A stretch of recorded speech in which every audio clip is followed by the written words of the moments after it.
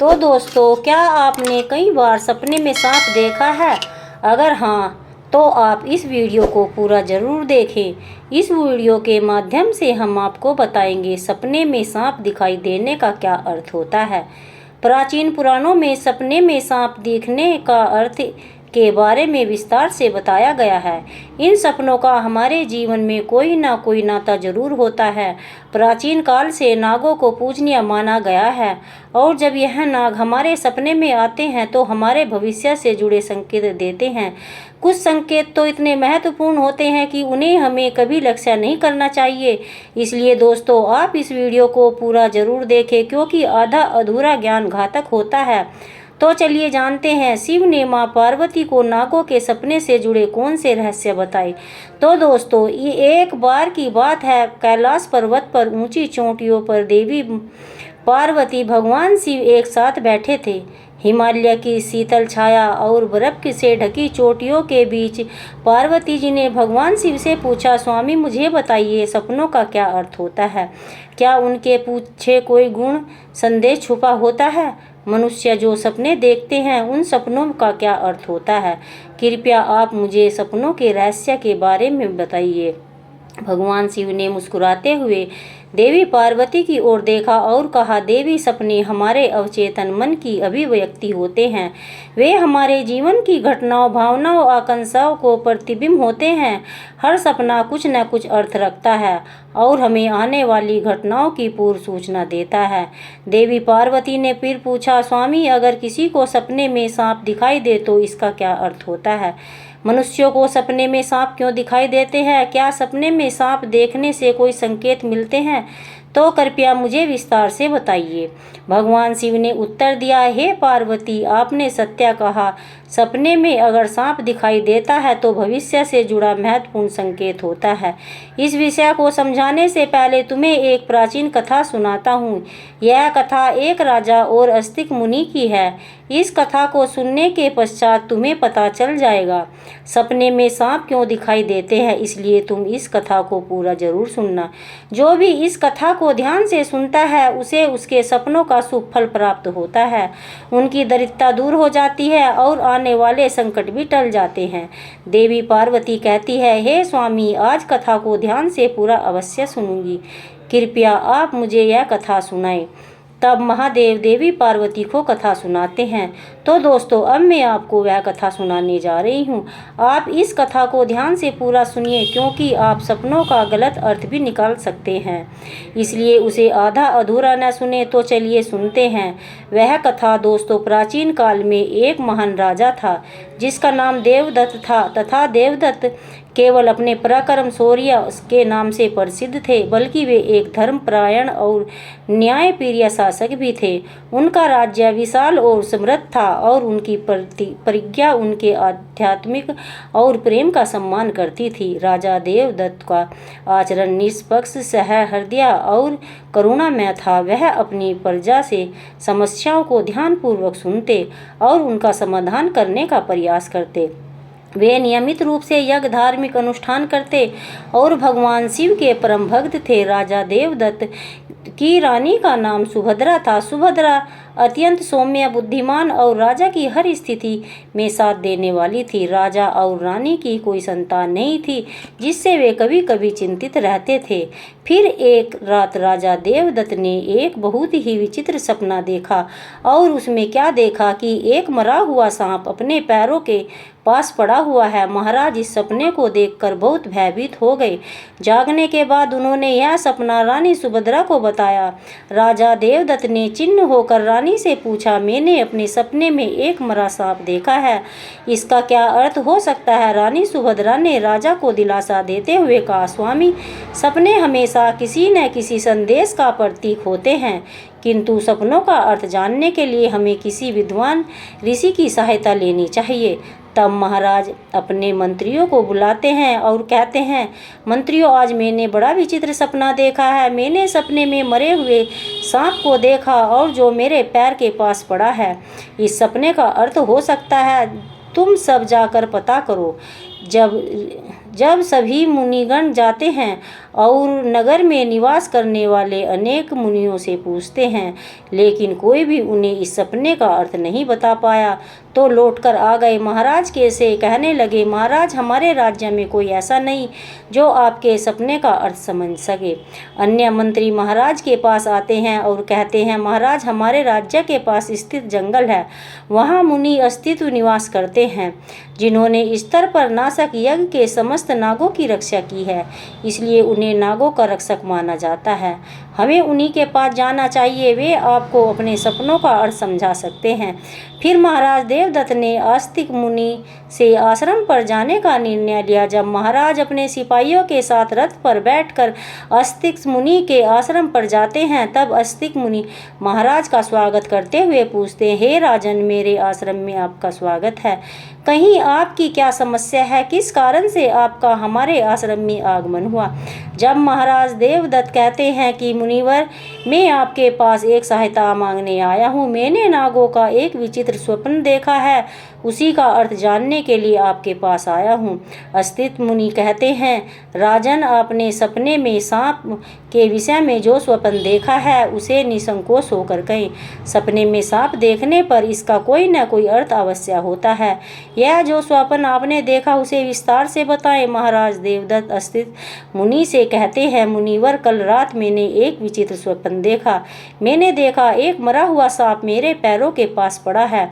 कृपया मुझे स्वप्न का अर्थ बताइए। मुनि ने ध्यानपूर्वक राजा की बात सुनी और कहा, हे राजन, अगर सपने में आपको मरा हुआ सांप दिखाई देता है, इसका मतलब है कि आपके जीवन की बाधाएं, संकट जल्दी दूर होने वाली हैं। यह एक शुभ संकेत है, इसलिए आप चिंता मुक्त होकर घर पर जाइए।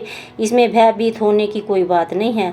फिर महाराज देवदत्त प्रसन्न होकर टिक मुनि को प्रणाम करते हैं और धन्यवाद देते हुए अपने राज्य की ओर लौट जाते हैं। इस स्वप्न के फलस्वरूप कुछ दिनों बाद राजा देवदत्त के राज्य में दुश्मनों द्वारा पैदा हो गई समस्या और संकट दूर हो गए। राजा इस संकेत से बहुत खुश हुआ और फिर अगले दिन रात को राजा देवदत्त को ऐसा सांप का और एक सपना आया। उस सपने में राजा देवदत्त ने देखा कि वह बड़े सांप को पकड़ रहे हैं। जागने के बाद राजा ने तुरंत मुनि के पास जाकर पूछा, मुनिवर, मुझे सपने में देखा कि एक सांप को पकड़ रहा हूँ, इसका क्या अर्थ है? मुनि ने कहा, राजन, अगर आप सपने में सांप को पकड़ते हुए देखते हैं तो यह तो एक शुभ संकेत होता है। यह दर्शाता है कि आप भविष्य में इतनी मेहनत से धन संपत्ति प्राप्त करेंगे और सही तरीके से इस्तेमाल करेंगे। कुछ दिनों बाद राजा ने बड़े युद्ध की विजय प्राप्त की और राज्य की संपत्ति में वृद्धि हुई। राजा देवदत्त का तीसरा सपना। अन्य रात देवदत्त के सपने में देखा कि एक सांप उड़ता हुआ दिखाई दे रहा है। जागने के बाद तुरंत मुनि के पास जाकर पूछा, मुनिवर, मैंने सपने में उड़ता सांप देखा, इसका क्या अर्थ है? मुनि ने कहा कि राजन, अगर सपने में उड़ता सांप दिखाई दिया है तो यह उन्नति प्रकृति का प्रतीक है। इसके बाद राजा के राज्य में व्यापार, कृषि में उन्नति होने लगी। राजा देवदत्त का चौथा सपना। कुछ दिनों बाद देवदत्त ने सपने में बार बार काले रंग का सांप देखा। वह चिंतित होकर मुनि के पास गया। राजा ने उससे पूछा, मुनिवर, मैंने सपने में बार बार काले रंग का सांप देखा, इसका क्या अर्थ है? मुनि ने कहा, हे राजन, अगर सपने में बार बार काले रंग का सांप दिखाई देता है, यह काल सर्प दोष का संकेत है। हालांकि ज्योतिष शास्त्र में इसका निवारण भी बताया गया है। मुनि ने निर्देशानुसार राजा ने पूजा पाठ कराया, दोष से मुक्ति पाई। राजा देवदत्त का पांचवा सपना। फिर से एक रात देवदत्त ने सपने में हरे रंग का सांप देखा। जागने के बाद राजा ने तुरंत मुनि के पास जाकर पूछा कि मैंने सपने में हरे रंग का सांप देखा, इसका क्या अर्थ होता है? मुनि ने कहा, राजन, अगर सपने में हरे रंग का सांप दिखाई देता है तो यह एक शुभ संकेत है और निकट भविष्य के आपके साथ कोई घटना घटने वाली किसी अच्छी घटना की ओर इशारा करती है। इसके बाद राजा के अच्छी फसल हुई और प्रजा बहुत खुशहाल हो गई। राजा का छठवां सपना। एक अन्य रात राजा देवदत्त ने सपने में सफ़ेद रंग का सांप देखा। जागने के बाद राजा ने तुरंत अस्तित मुनि के पास जाकर पूछा कि मुनिवर, मैंने सपने में सफ़ेद रंग का सांप देखा, इसका क्या अर्थ है? मुनि ने कहा, राजन, सपने में सफ़ेद रंग का सांप दिखाई देना भी शुभ संकेत है। जिससे धन की प्राप्ति होती है। कुछ दिनों बाद राजा को अज्ञात स्रोत में बहुत सारा धन प्राप्त हुआ। राजा का 7वां सपना। एक रात देवदत्त ने सपने में देखा कि एक सांप डर से भाग रहा है। जागने के बाद राजा ने तुरंत स्थित मुनि के पास जाकर पूछा, मुनिवर, मैंने सपने में एक सांप को डरकर भागते देखा, इसका क्या अर्थ है? मुनि ने कहा, राजन, अगर सपने में सांप को किसी के डर के भागते हुए देखा है तो यह अशुभ संकेत है। यह दर्शाता है कि आपके शत्रुओं से धोखा हो सकता है।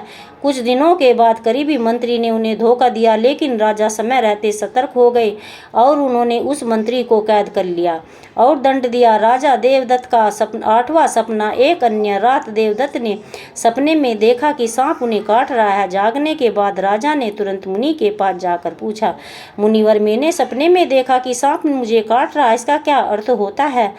तो मुनि ने कहा, राजन, अगर सपने में आपको सांप काटता है और आपका पीछा करता है, यह किसी अशुभ घटना का सूचना होती है। कुछ दिनों बाद राजा को गंभीर बीमारी ने घेर लिया, लेकिन वे मुनि के आशीर्वाद से ठीक हो गए। राजा देवदत्त का 9वां सपना। एक रात देवदत्त ने सपने में नाग नागिन का जोड़ा देखा। जागने के बाद राजा ने तुरंत मुनि के पास जाकर पूछा, मुनिवर, मैंने सपने में नाग नागिन का जोड़ा देखा, इसका क्या अर्थ है? तो मुनि ने कहा, राजन, अगर सपने में नाग नागिन का जोड़ा दिखाई देता है तो यह संकेत आपके पूर्वज आपको सूचना दे रहे हैं कि आपके कुल देवी देवता की उपासना करनी चाहिए।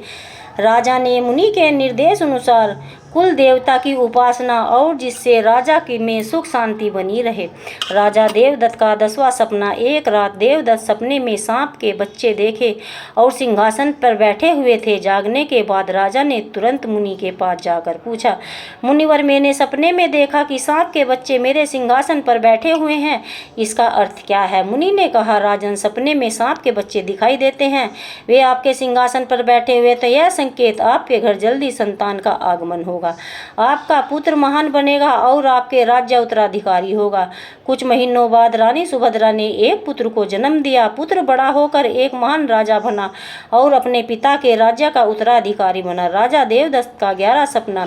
एक रात राजा देवदत्त ने सपने में सांप और नेवले की लड़ाई देखी। जागने के बाद राजा ने तुरंत स्थित मुनि के पास जाकर पूछा, मुनिवर, मैंने सपने में सांप नेवले की लड़ाई देखी, इसका क्या अर्थ है? मुनि ने कहा, राजन, अगर सपने में सांप नेवले की लड़ाई होती देखते हैं तो इस बात का संकेत है कि आपके सामने आपके गुप्त शत्रुओं का खुलासा हो जाएगा। इससे साथ लड़ाई भी होगी। और कुछ दिनों बाद राजा के गुप्त शत्रु का पर्दाफाश हुआ। राजा ने उसे परास्त कर दिया। राजा देवदत्त का 12वां सपना। एक रात देवदत्त ने सपने में देखा कि एक सांप शिवलिंग पर लिपटा हुआ है। जागने के बाद राजा ने तुरंत मुनि के पास जाकर पूछा, मुनिवर, मैंने सपने में सांप को शिवलिंग से लिपटा हुआ देखा, इसका क्या अर्थ है? अस्तित्व मुनि ने कहा, राजन, अगर सपने में सांप शिवलिंग पर लिपटा हुआ देखते हैं तो यह दर्शाता है भगवान शिव आपको कृपा होगी और आपकी कोई मनोकामना पूर्ण होगी। इसके बाद राजा ने भगवान शिव की आराधना की और विशेष मनोकामना पूर्ण हो गई। तो राजा का 13वां सपना। एक रात देवदत्त को भयंकर सपना आया। उन्होंने देखा काला सांप उनकी छाती पर आकर बैठा है। राजा बहुत भयभीत हो गया। तुरंत मुनि के पास जाकर पूछा, मुनिवर ने भयंकर सपना देखा कि सांप मेरी छाती पर आकर बैठा है, इसका क्या अर्थ है? राजा ने घबराते हुए कहा। मुनि ने गंभीरता से स्वर में कहा, राजा, यह सपना आपको गंभीर चेतावनी है। इसका अर्थ है कि आपकी मृत्यु निकट है। आपको तुरंत भगवान शिव की शरण में जाना चाहिए, आराधना करनी चाहिए, वे आपको इस संकट से बचा सकते हैं। राजा देवदत्त भयभीत हो गए और तुरंत भगवान शिव की आराधना करने लगे। उससे कठोर तपस्या की और भगवान शिव को प्रसन्न करने के लिए अनेक यज्ञ अनुष्ठान किए। भगवान शिव राजा देवदत्त और भक्ति की तपस्या से प्रसन्न हो गए। उन्होंने प्रकट होकर कहा, राजा, तुम्हारी भक्ति तपस्या से प्रसन्न हूँ और अपनी मृत्यु के भय से नहीं बल्कि सच्चे मन से मेरी आराधना की है। इसलिए तुम्हें आशीर्वाद देता हूँ कि तुम्हारी आयु लंबी हो और स्वस्थ सुखी जीवन जियोगे। राजा देवदत्त श्रद्धापूर्वक कहा, महादेव, आपकी कृपा मेरी आयु लंबी हो गई। मैं आपके आशीर्वाद के लिए अत्यंत आभारी हूँ। मैं सदा आपकी आराधना करता रहूँगा। भगवान शिव ने राजा को आशीर्वाद दिया कि उनकी मृत्यु का संकट टल गया। राजा देवदत्त ने लंबे समय तक अपने राज्य में सुख शांति से शासन किया। कथा सुनने के बाद देवी पार्वती ने कहा, स्वामी, यह कथा अत्यंत रोचक और शिक्षाप्रद है। जब मुझे समझ में आ गया कि सपने का क्या मतलब होता है, हमारे घर जीवन को किस प्रकार प्रभावित करते हैं, भगवान शिव ने मुस्कुराते हुए कहा, पार्वती हमें हमारे अवचेतन मन की गहराइयों से जोड़ते हैं, हमें महत्वपूर्ण संदेश देते हैं, हमें समझने और उनसे सीखने की कोशिश करनी चाहिए। हे पार्वती, राजा देवदत्त ने सपने में यह सिद्ध कर दिया कि हर सपना कोई न कोई संदेश लेकर आता है। यदि सपने में मरा हुआ सांप आता है तो वह सपने जीवन की बाधाओं संकटों से समाप्त को संकेत कर देता है और शुभ संकेत है, कठिनाई दूर हो रही हैं और सुखद समय आने वाला है। यदि सपने में कोई सांप पकड़ता है, अपना सपना दर्शाता है, व्यक्ति मेहनत से धन संपत्ति प्राप्त करेगा और सही तरीके से इस्तेमाल करेगा, सफलता समृद्धि का प्रतीक होगा। सपने में उड़ता हुआ सांप दिखता है तो सपना उन्नति प्रगति का प्रतीक है, इसका अर्थ व्यक्ति के जीवन में विकास तरक्की होगी। सपने में काले रंग का सांप दिखाई देता है तो काल सर्पदोष का संकेत है, यह अशुभ होता है, लेकिन इसका निवारण संभव, इसके व्यक्ति राहत मिल सकती है। यदि सपने में हरे रंग का सांप आता है तो शुभ संकेत है, निकट भविष्य की अच्छी घटनाओं का पूर्वाभास करता है, सुख समृद्धि का प्रतीक है। यदि सपने में सफेद रंग का सांप दिखाई दे तो धन की प्राप्ति का संकेत है, सपना समृद्धि और सफलता का इशारा करता है। यदि सपने में सांप मनुष्य के से डर के दूर भाग रहा है, अशुभ संकेत है, वह यह दर्शाता है शत्रुओं से धोखा हो सकता है, सावधान रहने की आवश्यकता है।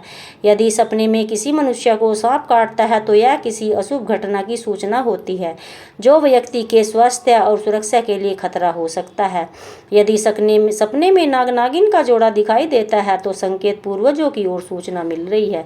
कुल देवी देवता की उपासना करनी चाहिए, जिससे कुल में सुख शांति बनी रहती है।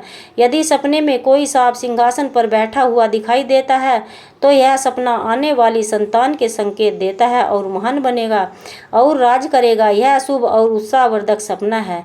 यदि सपने में सांप और नेवले की लड़ाई दिखाई देती है तो यह गुप्त शत्रु के खुलासे और उसे संघर्ष का संकेत है, व्यक्ति को सतर्क रहना चाहिए और शत्रुओं का सामना करने के लिए तैयार रहना चाहिए। यदि सपने में कोई सांप शिवलिंग से लिपटा हुआ दिखाई देता है तो यह भगवान शिव की कृपा, किसी विशेष मनोकामना की पूर्ति का संकेत है, यह अत्यंत शुभ और आध्यात्मिक सपना है।